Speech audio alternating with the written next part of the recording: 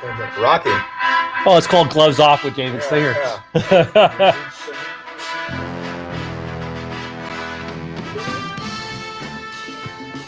Hello, everybody, and welcome to Gloves Off with David Singer. Today, we have a very, very special guest, Oliver G. Gilbert, who is the vice chair of the Miami-Dade Commission. Hi, welcome. Thank you for attending. Listen, thank you for having me. I want my own theme music. I want like my own theme music. Like, I can probably arrange that for you if you want to do a show here. Right before I come on, it's like I'm gonna play Trick Daddy or something. It's gonna be or Meek Mill. It's good. I want my own theme music. That's gonna be incredible. Hey, so before we get into it, let me share a little information about you in case some of the people who are watching don't know anything. Commissioner Oliver G. Gilbert III is progressive and a visionary leader who believes there is no singular path to success. Born and raised in Miami, city of Miami Gardens, he remains committed to pouring into the community that's helped groom him into public figure he is today. Commissioner Gilbert is proud graduate of Florida A&M University. By the way, I went to FSU, so we have something in common. Where he earned his Bachelor of Arts in Criminal Justice. Upon graduating, he enrolled in law school at St. Thomas University. He later transferred to the University of Miami. I went to school there too, where he held a Senate position with the Student Bar Association and was a national board member of the Black Law School Association, among other accolades. Upon successfully earning his Juris Doctorate with honors, Commissioner Gilbert knew his calling was public service. Yeah. Does that about say it all? That sounds right. It sounds like so long ago though, David. I mean, it's like, time flies. Like I remember college like it was yesterday, but I remember, Prince Hall, and that's one of the apartment complexes. I remember Sampson Hall, that state. I remember college. I remember law school, but time flies. And so that's kind of, it really is important that if you have something to do, do it now. Do it now. The impatience of today. If you have something you need to get done, just start it. Just at least start. That's why I have you on the interview. Yeah, absolutely. Do it now. Do it now. I'm following your lead. So you are not only the vice chair of the Dade County Commission, but you're also the chair of the TPO. Yes, I am. And this is my second consecutive term. When I was on the TPO, I was on the TPO as the mayor of Miami Gardens. And I was the first TPO member, I guess, who wasn't a county commissioner. So who came from one of the cities at least. And so as a county commissioner, my commission colleagues actually nominated me again, and so I'm the TPO chairman again. That's great. And how many people are on the TPO? Oh, by the way, I don't like to use acronyms because there's a lot of people that don't Transportation Planning Organization. No, it's not only that, is sometimes we get into this discussion and people don't know what we're really talking about. Yes. So we try to dumb everything down for me. And for me too, yeah. Yeah. So that's why we try to stay away from acronyms. So, I think it's around 20 now. The number moves because it's every city that has over 50,000 people, and all the county commissioners, and a gubernatorial appointee and a member from the school board. Mm-hmm. And so it's a fluid number when your city gets above that number. I think a couple of years ago we added Doral and some other cities a couple of years ago. I think it's town of Cutler Bay is coming really close, right? Soon. If they're not there, I think absolutely. And so because South Florida is growing, mm-hmm.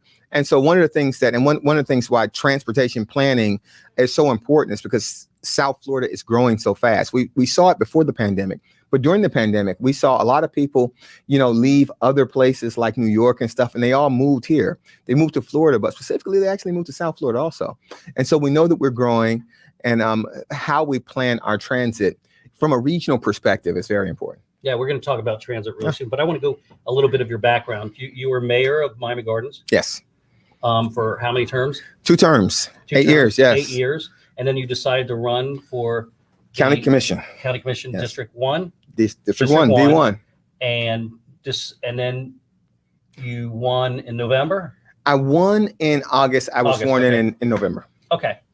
So I got a little bit right, a little bit wrong. You have one son? One son, little Oliver the fourth. Oliver the fourth. I saw that. And how old is he? He's 13. Oh, that's not a young. No, I got a 13-year-old too. We can compare notes. He's 13. He's reaching that age where I'm just like, yeah, he's definitely there. Yeah, he's definitely there. Dad, I say, honey, can you go and do your homework? He goes, Dad, I'm on playing video games. I go, no, put the video games away and do your homework. He definitely has his own little personality. Yeah. So that's great. So we have kids the same age. I can. So you understand? Yes, I understand. It's very frustrating. So tell us What drove you to public service? Well, Miami Gardens becoming a city, probably. So Miami Gardens becomes a city in 2003. And if I was a lawyer already, but if Miami Gardens hadn't become a city, I might never run for public office. But Miami Gardens becoming a city was an important landmark. You know, it's a pretty large area. But when I was growing up, it was unincorporated Dade County. And I didn't know any of the people who represented us, like not on the county commission or in any of our state reps. I didn't really know any of them. And we became a city. And the idea was that we could actually have the same things that other communities have. And so I always like to point out the difference between a city and a community. A city is something that's created pursuant to state law or county ordinance. Cities just a function of the law. A community is the stuff that allows you to be someplace to live, work, and play. It's someplace where you actually live. Well, Miami Gardens for a long time, we didn't have business development there. We didn't have quality open space there. We didn't have recreational opportunities there.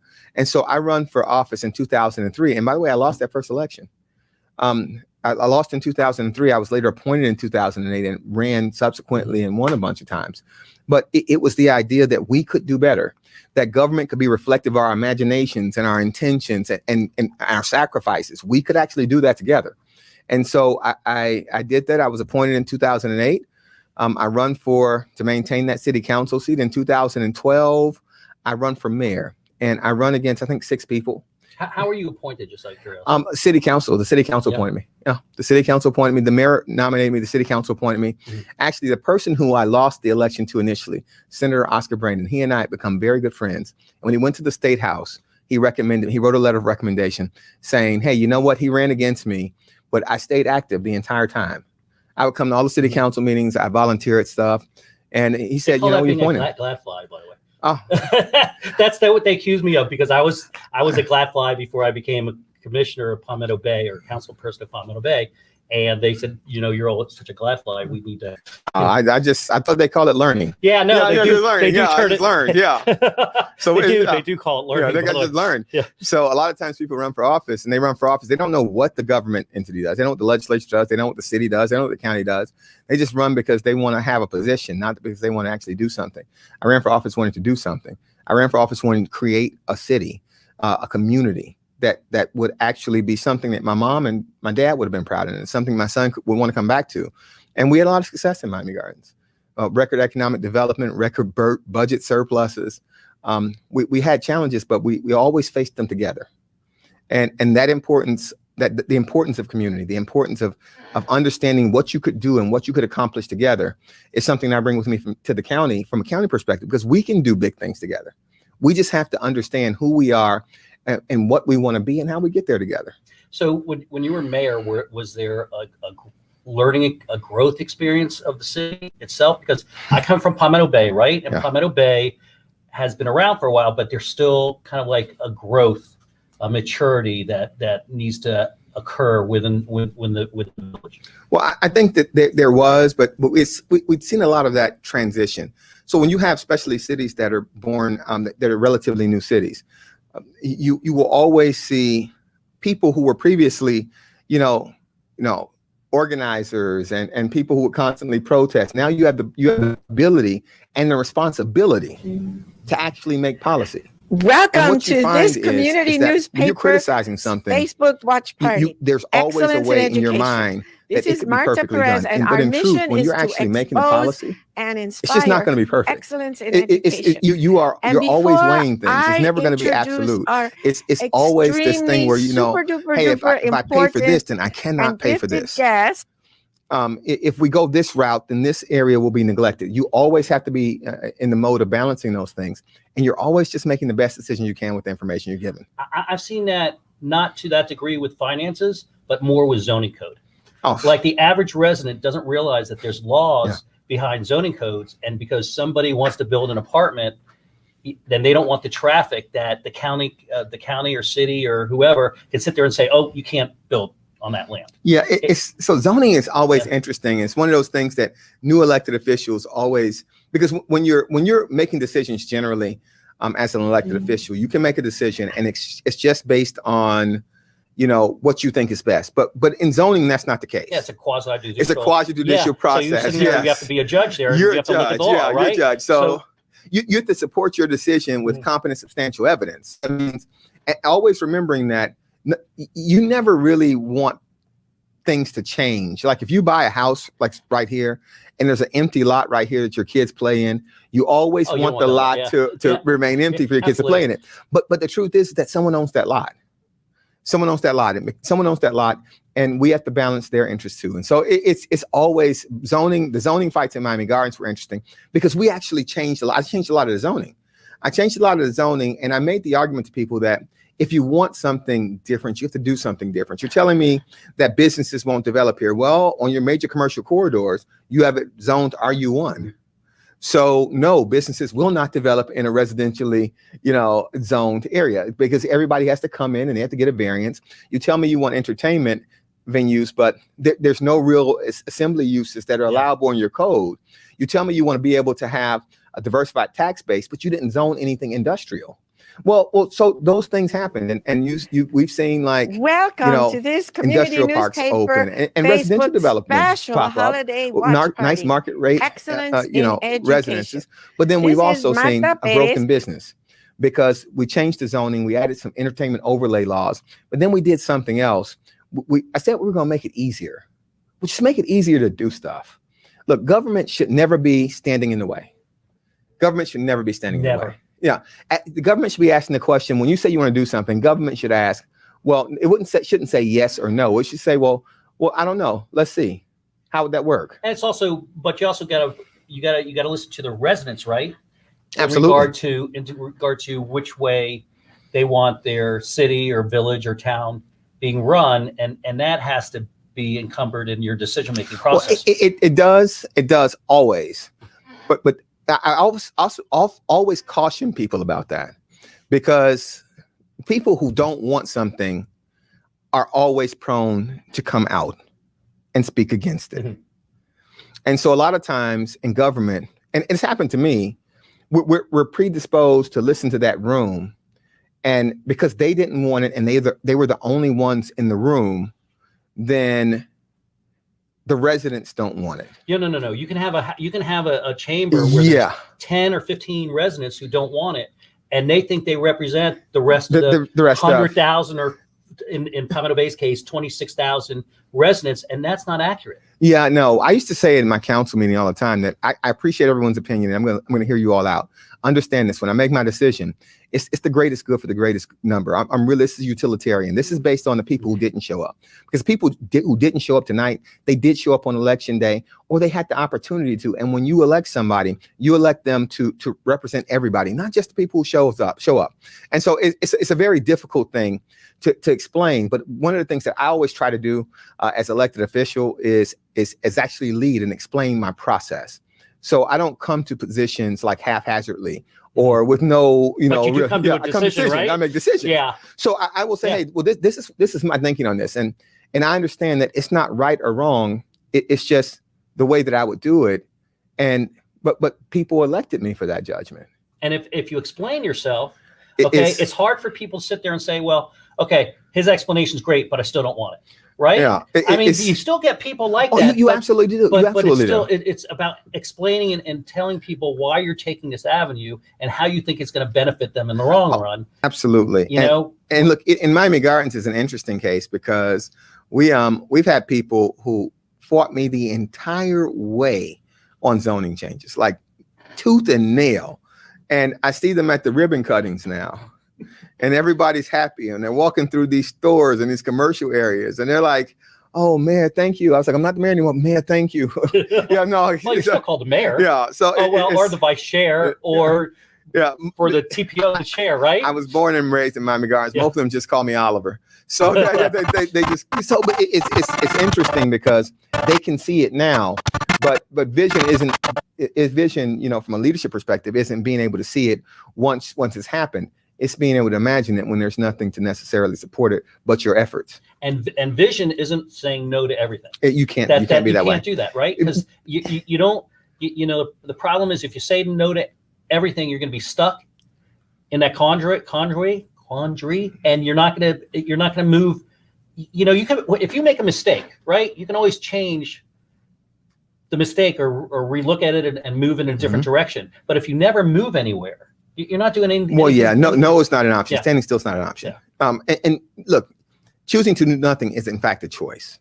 It is a choice, but let's be clear that just because you stop doesn't mean the world does. And so if you don't find ways to move your community forward, ultimately you are moving backwards. Absolutely. Because everyone else is going to keep moving. So tell me about the transition from city government to county government and the differences between the two. Miami Gardens was Miami Gardens was smaller. It was clearly smaller, and it was a much closer knit community. And so there was far fewer, I guess, diverging opinions. Like we had people who disagreed, but they would disagree on how you do something, not necessarily most times on what you do or what you were going to do. The county is a political ecosystem in and of itself. The county is the 13 county commissioners, the mayor, all of the department heads who are like, they've achieved, fiefdom status in those departments, some of them, where they just, they know. And so the bureaucracy kind of pushes back against itself, against change. And so it's what they say, if you say no or you don't change, your job's safe, right? Yeah. In bureaucracy, you can't get yourself in trouble in a bureaucracy if you don't move anything forward. And so, but I'm excited because I get to be on, the county commission with people who've been there for years, like, Pepe Diaz and Rebecca Sosa and Sally Heyman and Joe Martinez, but then also people like Danielle Cohen-Higgins and Raquel Regalado and Keone McGee and Keon Hardeman and Renee Garcia, all of us bringing a kind of different type of energy and experience, lived experience to the county commission. And so watching us as we try to address the problems that continuously that have confronted our community, what you see is you have that institutional knowledge from people who've been there, the Gene Monesteins of the world. But then you have from the new folks that, well, when we ask like, why do you do it this way? And they say, because we've always done it. That's like a red flag. Once they say that now everybody's paying attention. Well, it's almost like thinking, once you get, you're there for a while, I think what happens is you build this box around you, right? So if you bring new people in, they're kind of thinking out of that box and bringing new ideas in. It's people are set in their way. It's just, it's human nature, right? They're set in their ways that they don't want to break those four sides of the wall. Well, and I think, and it's so interesting because you bring up the box and you're right. And so people would always say, think outside the box. And I just think the box doesn't exist. The box is a social construct. The box is a social construct. The box is our imagination. Sometimes we create this box and then we create the limitations that it places on us. And then we say we can't do anything or fix something because of the limitations we place on ourselves. And I just don't do that. I think the box, people think that if they think outside the box somehow or some way, that it's going to cost them the next election. Do you know what I mean? Because and you can't think that way because people are there to serve for the betterment, right? Yeah. Of the individuals they're serving. Yeah. And if you're always in that box and you're always, kind of stagnant and not bringing in new ideas, I don't think it moves. Yeah, I think you're right. And from my perspective, my full intention on the county commission is the same intention I had in Miami Gardens as mayor and the city council in Miami Gardens. I want to make the life better for folks in Miami-Dade County. I am trying to imagine and create the Miami-Dade County that moves forward. So we're fond of saying that, this is a world-class community. We're not yet. We're just not. We're a very young community. And we don't understand that because we're all here. But there are communities in this country, there are cities in this country that actually predate the country, that are actually older than America. That's not us. That's not us. We're just becoming. We're still in the process of becoming. And so we're challenging all of those things. I think we actually really became a city sometime in the 70s. Yeah. Because I've been born and raised here. So I know when I was born or raised in junior high school or high school, I don't think there was more than 250, 300,000 people. Yeah. And look where we are today. It's rapidly growing. It's grown tremendously. It is. And we still have we're still falling into some of those same traps as a new community is. But yeah, I think we'll be okay. I think we do. I think we will be okay. Yeah. But it's because I think that the Dade County, specifically our community, this region is going to be defined by all of our lived experiences. And you have people who've come here from other places who fled countries and and fled economic situations, and everyone comes here with a zest to create their version of the American dream. And so when you have all of that stuff kind of mixing together, what happens is it comes out to be something different. So we really aren't, I'm not looking for us to be like the next New York or the next LA or the next Boston, or I don't want to be any of those places. I want to be the first Miami. I want to be the first Miami-Dade County, the best Miami-Dade County. Yeah. And so I think that we can do that just with an understanding of without regard to where we came from and what our situation was. Where we are is here, and where we're going is someplace together. Let's figure that out. Let's figure out where we want to go and figure out how to get there. Mistakes along the way, but you always can correct the ship. We can course correct. Really. So talk to me about some of the initiatives you've taken on since working as a vice chair. The big initiative that we've been working on right now as a board is addressing youth violence and poverty. We took the FTX renaming money and we're pushing it into programs that actually try to reduce violence and reduce the cycles of poverty that plague some communities. And so it was something that was initiated by Commissioner Keon Hardeman. But the entire board is very serious about it, because we understand that, the American dream has to be something that, for people to be hopeful, you have to believe that something is within your reach. And if you have people who are born into the situation that they will die in, and that cycle of poverty exists in perpetuity, that's something we have to change. Through generation. Yeah. So you have to stop it. You have to stop it. You have to stop it. And whatever it takes to throw money into education and other things, we have to do it. You need to we have to do it. Absolutely. And so that's a big thing. Listen, transportation. I'm the chair of the TPO. So transportation. When I became a county commissioner, I had this foolhardy idea that because everyone said that they wanted to have these rapid transit corridors, that we needed to try to find a way to build them, but not just build them, to operate them. And so I've started the conversation of the RTZ zones, and having the conversation with all my county commissioners, colleagues on the county commission, people in the community, neighborhood groups. I'm starting to meet with mayors all across the county now to just talk about what we have to do. Because, and I will never forget this, I met with one of my colleagues on the county commission, and my colleague, they said, well, I don't see why we have to change anything. And I thought that was interesting. Are they sat in traffic? Yeah, I thought it was so very interesting. When was the last time they got in their car and drove 2 hours to work to go to downtown Miami? So we don't have, one of the things that prevents us from truly being a world-class community is we don't have a world-class transit system. We really have to address it. And with the number of people moving here, and the ability of transit to actually connect and help with so many things, like if a good transit system helps with the affordability of housing, not affordable housing, just affordability. People go to work every day who can't afford subsidized housing, or who don't qualify for subsidized housing. They can't afford to live here where they work. But that's teachers can't work where they teach. Police can't work where it's the strangest thing. Yeah, it's crazy. And so, but we've normalized that feeling. Yeah, we just completely normalized it. We and accepted it. Yeah, and so that's a very dangerous thing, because we could become a community that people couldn't afford to live in and work in, and that will be problematic for our future. We know that doesn't work.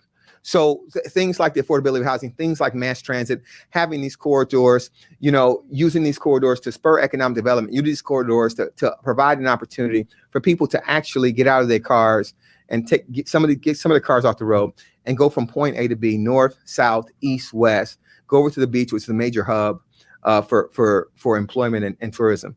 Those things are important because those things speak to how we actually become the community that we're supposed to be, that we're meant to be in the future. And so I've heard a whole bunch of, someone told me that we passed this on first reading and we're taking away. Yeah. Let's stay up. Let's hold off on that for a second, because that's one of the reasons I wanted it. I definitely wanted you on the program. So you're in TPO, you're the head of the TPO, the chair of the TPO. Mm-hmm. You brought forth rapid transit zone with Commissioner McGee, I think. Is it a joint effort? It's not a joint effort. Okay. We've had a sunshine meeting on it. Okay. But it's not a joint effort. And I met with most of my colleagues. Okay. And so I'm looking to get everybody's opinion. And so most times what happens in the county commission is you bring an ordinance and it goes to first reading, and then people talk about it at committee and people come and it's a big fight. I want to do this a little different because it's really the biggest thing we've done in transit in a while. We're doing facting fighting. Yeah, I want to talk to people. So I purposely don't have like an official, like we have a working document. So after I meet with people, we try to incorporate their ideas into the document. So we're trying to see to the greatest extent possible, how can we create something that is not everyone is happy with. Afternoon, like the developers don't necessarily are in love with it. The cities aren't in love with it. The county's not in love with it, but it's something that works and allows us to grow and work together. And so that's the goal right now. And I'm just meeting and talking with people. Okay, so the TPO has said it has focused on, or you focused on what you call rapid transit zone. One of those rapid transit zones, I believe, starts at South Miami or Pinecrest and goes all the way down to Homestead.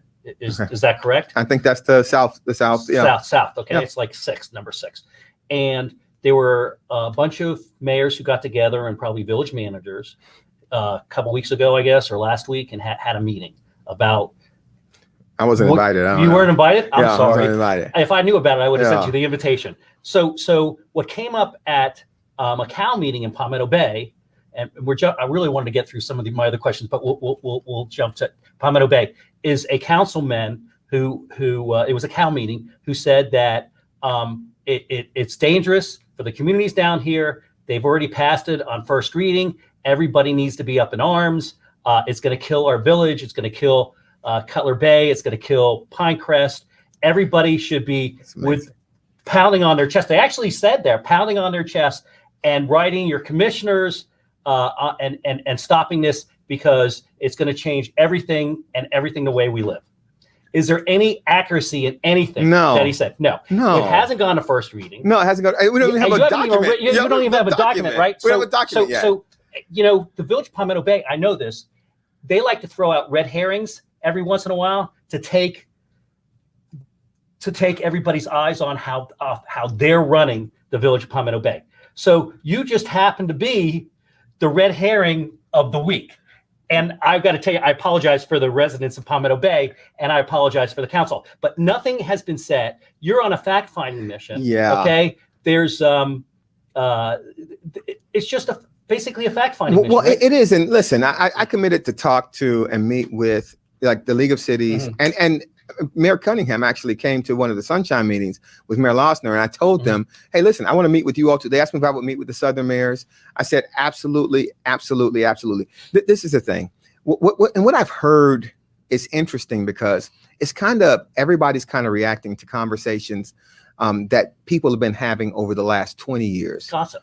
And so what I'm doing is trying to craft something with everybody inclusive that provides for Dade County over the next 20 years. So they're talking about promises that were made in the past and things and experiences that they had. And I can't speak to what was said and what was promised and what was done 20 years ago. What I can say is this.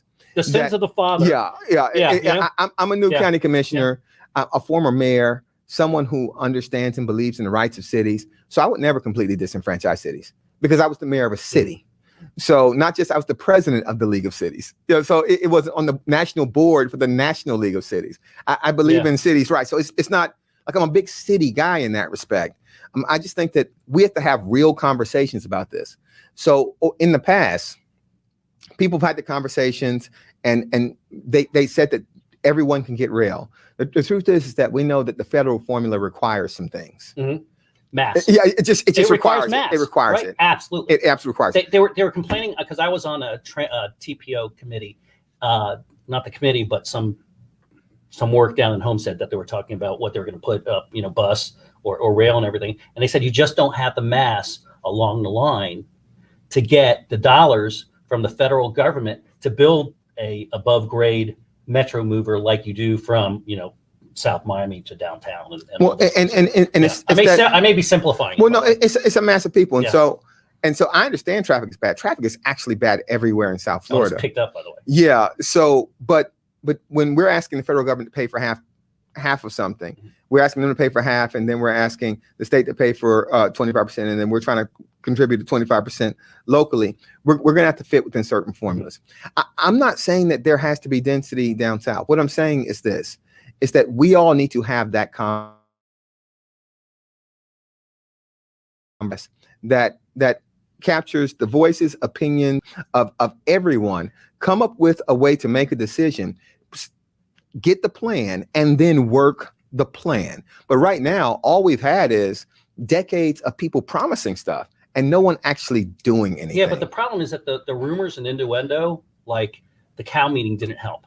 Okay, 40-story buildings right on the east and west side of Pinecrest, Cutler Bay, and that doesn't help, right? Yeah. That does nothing but kind of set people off where they're already going in there with negative connotations of what's coming, right? So instead of sitting there and saying, look, we're going to do something, and it's going to be to the benefit of everybody, the people that take mass transit and the community involved.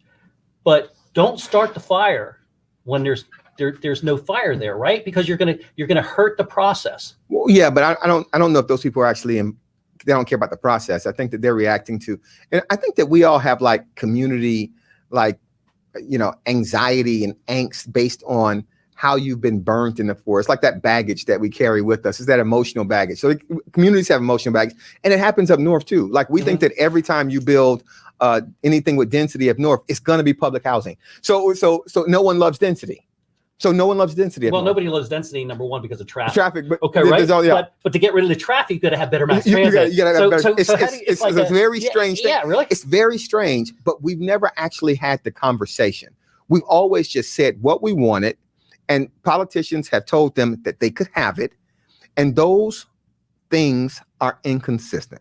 We have to find ways to accommodate people along mass transit lines, and that doesn't mean 40-story buildings. It doesn't mean that at all. And some areas of the community, oh no, they just won't work. Wait, at the cow meeting, they were actually showing 40-story buildings. I go, that's ridiculous. So they created a document. So they actually created a document. They showed a slide presentation on how it would go. The little circles around the transit areas, and how these how half a mile off these transit areas are going to be 40-story buildings, and the other areas are going to be 25-story buildings. And all these people are sitting there, and they're going, "No, that can't happen. You're taking a single-bedroom community and you're destroying it." But that's not the intent. That wasn't the intent. It's not the intent, and it's not what's going to happen. It's not even just it's not the intent. That's not what's going to happen. But more importantly, and I think that maybe because it's never been done this way before, I'm not going to bring forth something that removes cities from the decision-making process. So I don't think that the county needs to be the sole decision maker. I think the county and the cities need to work together to figure out how this stuff works. And the importance of it is this. Look, independent of being able to build a mass transit system, if we're going to really have rail at some point throughout the entire breadth and width of this county, we need it, we're going to have to find a way not just to build it, but to operate it. Yeah. And so the area along these corridors are part of tax increment financing system, the TID. So the increase in the value of the property gets poured back into operating the system. We have to find a way to allow the system to operate so that the rides aren't $25 or the trains only come twice a week. And so having real adult conversations. And you don't have trains that are from the 1980s still operating until 2018. Yeah. Okay. When you sat there and you voted on a sales tax, right, of a half a cent that was supposed to go towards mass transit. Yeah. But you're not to blame. I'm not blaming you. I'm not even worried about that. I'm just telling you the but history. That's our history. The history is smoke and mirrors with what should have been. Yeah. What they should have done with the half cent and other mass transit and what they did with it. And so now we're forced, because the county exists in perpetuity and people's memories are long, we're forced to actually argue, defend, and rebut all of the things that happened long before I was even, in college or in law school, elected or anything like that. And that's fine. Unfortunately, I remember it. Well, and that's fine. What I'm going to say, though, is that we're going to continue to look. The misinformation is going to be out there. That's going to happen. My commitment is that we're going to continue to move forward and have the real conversations that I said we would, and try to find that sweet spot that empowers the cities, empowers the county, and allows us to actually come up with a plan together. And this isn't about something happening overnight. This is about the future growth of this county. Yes, right? Yes, it's the future growth of this county. I've been in business, so you have short-term goals and you have long-term goals and you have even longer-term goals. But I still think misinformation really hurts. It hurts hurting the process. It hurts the process. and it needs to stop. I know it needs to stop from my village where I live. So let me get to another question. How do you balance between the growth that people think should be, not necessarily that is going to be, but people should be on that metro air line, to where different cities like Pinecrest or wherever, where it really is a single family home community. How do you balance that? Well, I think that it doesn't have to look the same everywhere, and I think that's why having a system that empowers cities to actually speak into the system, also speak into the microphone on this, because and it's not just the Pinecrests of the world, like the El Portales of the world. These are cities that are single family. So clearly you wouldn't have mass density along those areas. It would probably just be in those areas on the nodes, in very specific areas where there was actually some type of probably transit oriented development. It wouldn't change. You don't have to change the character of the entire area. You don't have to line the corridor with 40 story buildings. That's not how that works. And that's not practical. It's not what anyone's proposing. And well, so, nobody's proposing anything yet. Yeah, let's go back to the fact that all you're doing is looking for people's opinions, and it's a fact-finding mission. We have this one document that's not even an ordinance yet that we just keep on incorporating and changing the ideas. And so now the new thing is that we're working on a shared jurisdiction between counties and the county and the cities. It's this. Well, they used to have that. They used to have these community councils. Yes. And if a developer went to the community council and they were shot down, they go to the city, and ask them for development rights. I don't think that's around. It's not around much longer. And they were kind of throwing that up too. Oh, we're going to go back to the community council, where if somebody goes to Palmetto Bay or Pinecrest, they don't like the zoning, they're going to go to Dade County to have it over. Yeah, no, and I don't think it's not that. It's not that. Yeah. It's not like that. And so it's just going to be a real interesting conversation, because the idea, and this is what we know that, and history's taught us, that eventually change wins. Change wins eventually. That things are going to change. We know that people are going to keep moving here. We know that traffic is going to get worse. Yeah. Did you read how many people switched out their New York license for their Florida license? Well, like 35,000 people or something. Recently, and those are just the ones who switched their license. Yeah, that was those are just the ones who switched. Yeah. And so we know that ultimately that something has to happen, and that doing absolutely nothing is not the answer. It's not an option. And so what I'm asking for, and not just the cities down south, but the cities all over the county, what I'm asking the developers all over the county, what I'm asking county commissioners, what I'm asking educational institutions and healthcare institutions is, what are your thoughts on it? Let's try to actually have a sensible adult conversation and design a system that allows us to grow forward slowly together. Because if we don't plan growth, that doesn't mean that there won't be growth. That just means it won't be planned. It's going to be hodgepodge. It's going to be hodgepodge. And I gotta tell you something, and that's what's happened historically in Dade County. It's a lot of pieces that are moving that are not moving together. They're moving separately. And that's why we're in the position we're in. I mean, I know somebody who lives in Homestead, and it takes them an hour and a half to 2 hours to get to downtown Miami. Now, you want to talk about quality of life?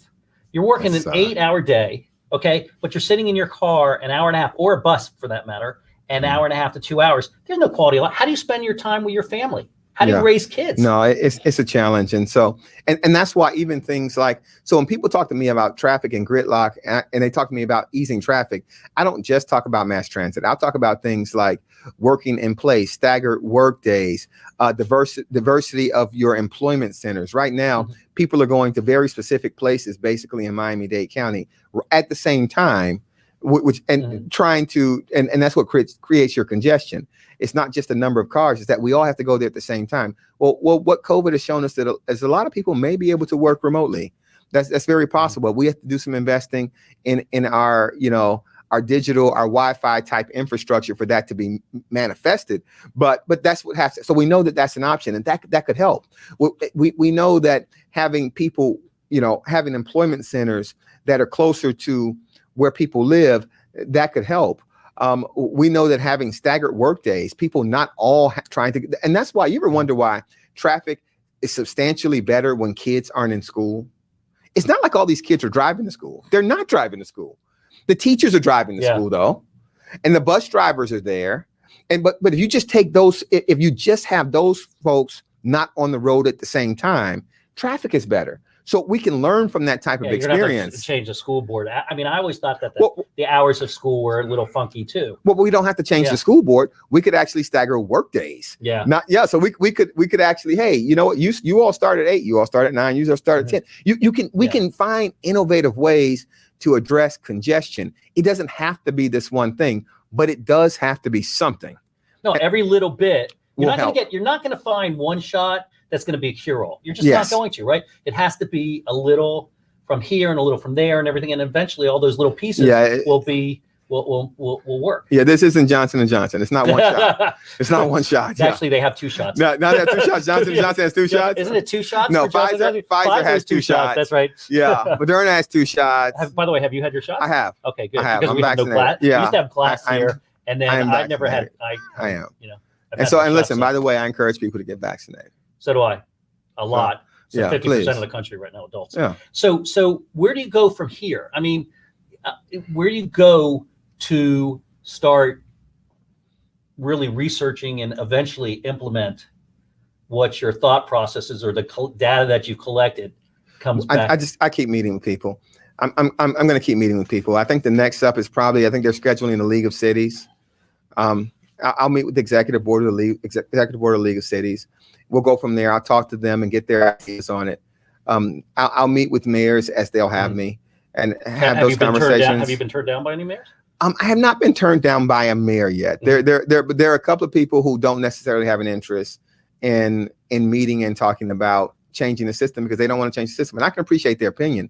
I just disagree. Yeah, it's not going to, first of all, their opinion, I understand everybody's entitled to their own opinion, but it's not going to help by saying the system's not going to change because the system is going to change and it's going to be without their opinion. Do you know what I mean? Yeah, without their input, not their opinion, but without their input. Well, it's going to be without us planning. Yeah. So our situation will change, whether we plan for it to change or not.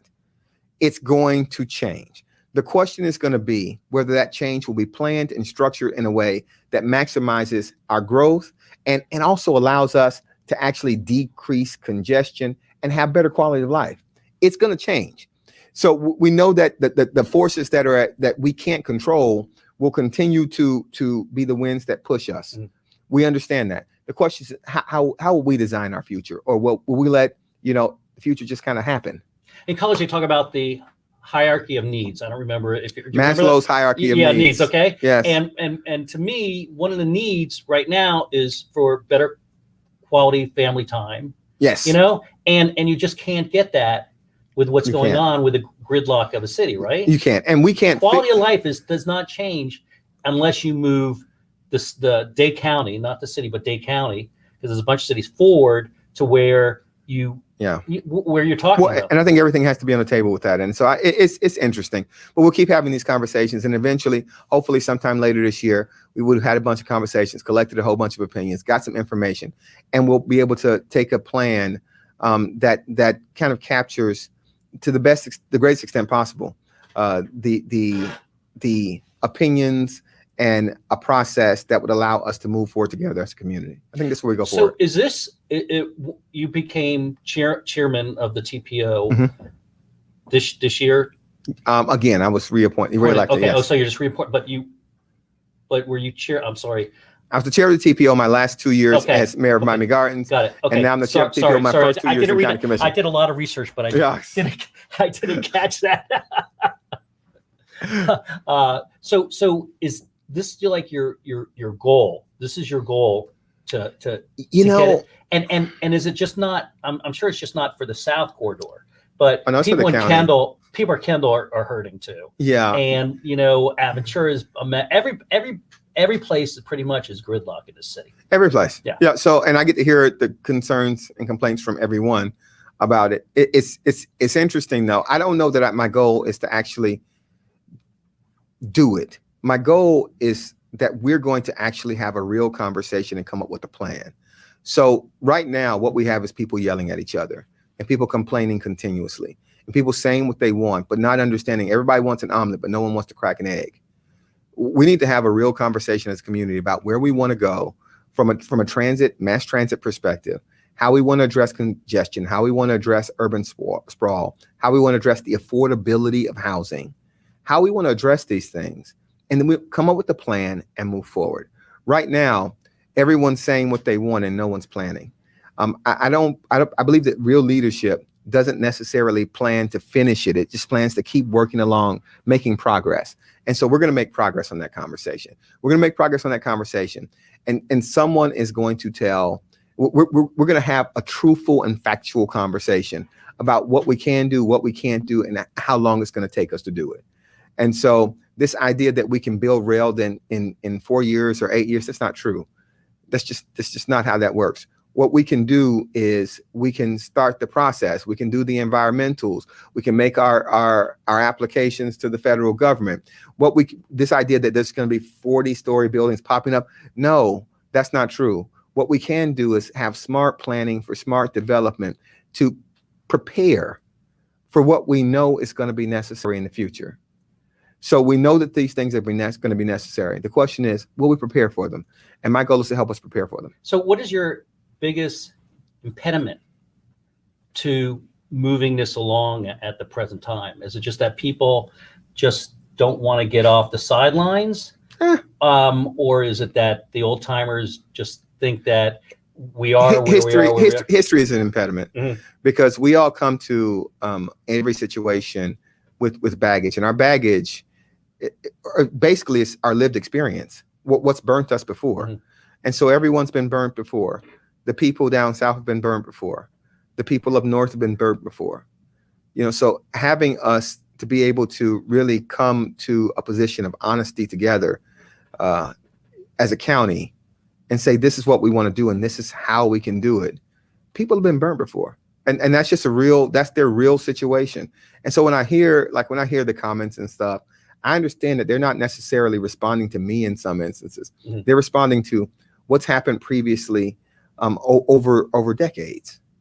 And so how we actually address that, how we come together and get past what was and move forward into what can be, is going to ultimately be the story of how we progress as a community. So one last question, because our time's running, and I want to tell you again, I really appreciate you being here. Hopefully you'll be back on the show in a couple months. And this is a really tough question. Do you think that any kind of increase in taxes or sales tax will be necessary in the near future to help mass transit? We're not modeling that right now. We're not modeling that. So that's not something that we're planning for. I think that before you get there, you really have to have a conversation about what all you want. Because what also has happened in the past is people have said that you can have everything and only pay for half of it. That's not true. So one of the things that I like to do is like straight information-based leadership. I understand aspirationally what our goals are. This is what we have to work with. And so we constantly try to model what the corridors look like to build, and the rapid transit zones model what they're going to look like to operate. So to operate, I know I need to pull more revenue in the system, and I don't want that revenue to necessarily be tax dollars. So I need to pull it from the value of the property along the corridors, which will increase because of the corridors.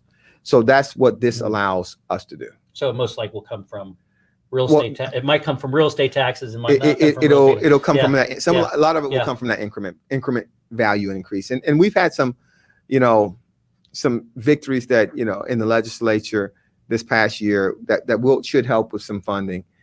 But it's just finding a way to take a little bit here, find savings, understanding that what was done with the half penny previously didn't necessarily meet the expectations of what we thought should have been done.